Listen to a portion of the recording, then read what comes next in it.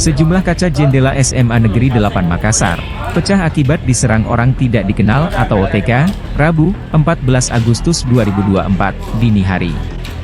Pantauan Tribun, kaca jendela yang pecah, merupakan ruang guru atau perkantoran serta ruang belajar.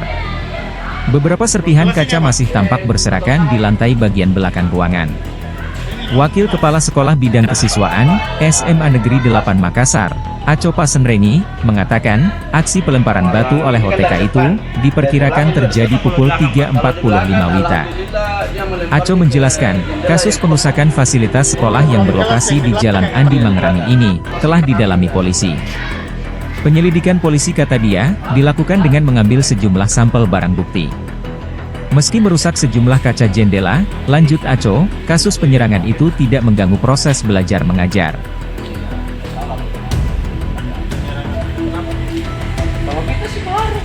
Itu terjadinya jam 3.45 sampai jam 4 sore. Itu ruang apa saja yang kena?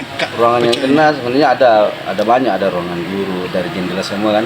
Ruangan guru, ruangan capsek, TU sama dua kelas 10 yang ruangan di depan, barisan di depan, sama barisan di belakang. Cuma barisan di belakang cuma kita dapatkan batu-batunya saja, sudah diangkut tadi sama polisi.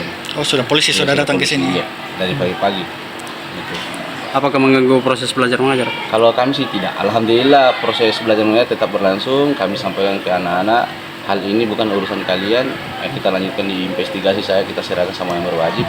Belajar tetap jalan. Jangan terprovokasi, itu saja. Kalau pelaku sempat terekam CCTV sekolah juga, Pak ya? Kalau di sini ada tapi tidak kurang jelas karena pantauannya jauh. Kami punya megapikselnya agak jauh. Tapi kalau mungkin di sekolah yang di sebelah kelihatan. Pelakunya insya Allah sama.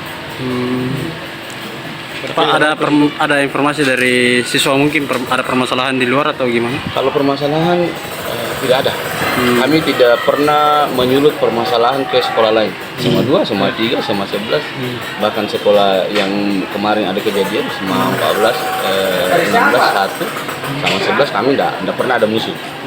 Sejauh ini walaupun dulu mungkin dikatakan SMA kami rekam jejaknya semua yang suka tawuran, tapi 10 tahun terakhir kami tidak pernah punya masalah dengan Ada harapan ke pihak berwajib, Pak?